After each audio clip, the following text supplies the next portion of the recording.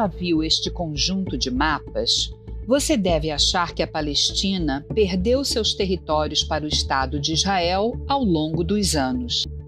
Você também deve ter visto que esse mapa já foi até usado para representar como seria se o Brasil fosse tomado por Israel. Imagina se fosse o seu país. A combinação desses 5 mapas gera uma percepção equivocada da história, na maioria das vezes baseada em um ódio contra a existência de Israel.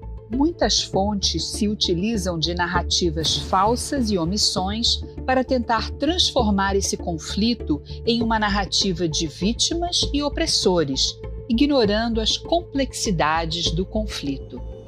Mas a realidade é outra. Vamos olhar para cada um desses mapas e entender o que eles mostram. O primeiro mapa mostra a região da Palestina completamente verde. Mas nessa época ainda não havia um Estado palestino soberano. Não havia controle político palestino em um país independente. O nome Palestina referia-se à região, desde a época do Império Romano, de 135 a 390 da Era Comum. Mais tarde, toda essa região foi dominada pelo Império Otomano, que só se desfez em 1918 com o fim da Primeira Guerra Mundial.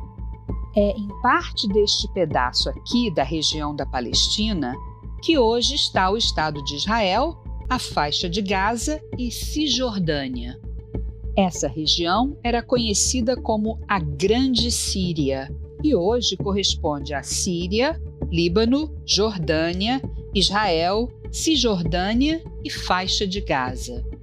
No segundo mapa, já começamos a ver algumas manchas brancas. Elas representam terras compradas pelos judeus. São aproximadamente 2.000 quilômetros quadrados de um total de 35.000 quilômetros quadrados. Enquanto as manchas brancas representam a propriedade privada de judeus, a parte verde mostra tanto o território aberto, dominado pelos ingleses, quanto a propriedade privada de árabes. Só que este mapa não diferencia o tipo de território mostrado, direcionando um leigo a pensar que, devagarzinho, os judeus começaram a roubar terras. O correto seria apresentar este mapa indicando em azul a propriedade privada de judeus e em verde a propriedade privada de árabes. A parte branca é o território aberto, à época não pertencente nem a judeus e nem a árabes, que estava sob o domínio do mandato britânico. Vamos dar uma pausa nos mapas da Palestina e contextualizar o que os ingleses têm a ver com o território. Após a Primeira Guerra Mundial, com a queda do Império Otomano em 1920, a Liga das Nações concede para a Inglaterra um mandato sobre a Palestina, que permite que os britânicos tenham controle sobre a região. Em 1922, o mandato britânico se divide, mantendo 22% do território sob controle dos ingleses e os 78% restantes nas mãos da família árabe hashemita, que criou o reinado hashemita da Transjordânia, hoje a Jordânia, um estado 100% árabe na região da Palestina. Os judeus eram proibidos de morar na região controlada pela família hashemita, podendo viver apenas no território controlado pelos ingleses. Em 1937, após uma série de protestos árabes contra os ingleses, a Inglaterra criou a Comissão Peel, que concluiu que o mandato na Palestina não estava funcionando. A comissão propôs a divisão do que restou da região da Palestina sob controle dos ingleses em 2 estados, um para os judeus e um para os árabes. Os árabes rejeitaram a proposta e intensificaram seus protestos. O episódio ficou conhecido como a Grande Revolta Árabe e durou até 1939. O terceiro mapa é de 1947 e reflete a partilha da região da Palestina proposta pela ONU em 2 estados distintos, um para o povo judeu e outro para o povo árabe, que viviam na mesma região. A proposta da ONU previa 55% do território para os judeus e 45% para os árabes, visto que já existia um Estado 100% árabe na região da Palestina, a Transjordânia, atual Jordânia. A proposta da partilha da Palestina foi rejeitada pela Liga Árabe. Em 29 de novembro de 1947, durante a Assembleia Geral da ONU, Azam Pasha, secretário-geral da Liga Árabe, declara que, com a criação de um Estado judaico, a guerra que se seguiria resultaria em um massacre. 6 meses depois, os ingleses decidem sair da região e Israel declara independência.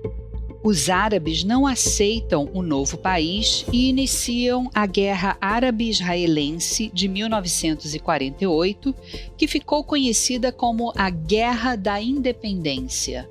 A Guerra de Independência de Israel durou até 1949 e envolveu mais 5 nações árabes: Jordânia, Egito, Síria, Líbano e Iraque.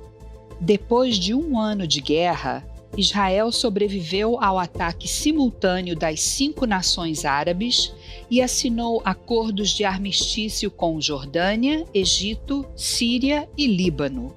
Com o final do conflito, Israel ganha controle de 78% do remanescente do território do então antigo mandato britânico na Palestina, o que nos leva ao próximo mapa do conjunto. O 4º mapa mostra o território de Israel após a Guerra de Independência. Ele vai ficar assim até 1967, quando eclode a Guerra dos 6 Dias. Na verdade, o mapa que representa corretamente o traçado da região nesses 18 anos, entre 1949 e 1967, deveria mostrar que após a Guerra da Independência, a faixa de Gaza ficou sob controle do Egito e a Cisjordânia da Jordânia. É importante frisar que as terras não foram tomadas de palestinos. Israel conquistou o território numa guerra defensiva. A Cisjordânia foi conquistada da Jordânia. As colinas de Golã foram conquistadas da Síria. E o Egito perdeu para Israel o Sinai e a faixa de Gaza. O último mapa do conjunto mostra a divisão dos Acordos de Oslo, de 1995. A Autoridade Nacional Palestina nasce de um acordo entre Israel e a Organização para a Libertação da Palestina, um governo interino palestino criado para administrar o território e a população palestina dentro da Cisjordânia e da faixa de Gaza.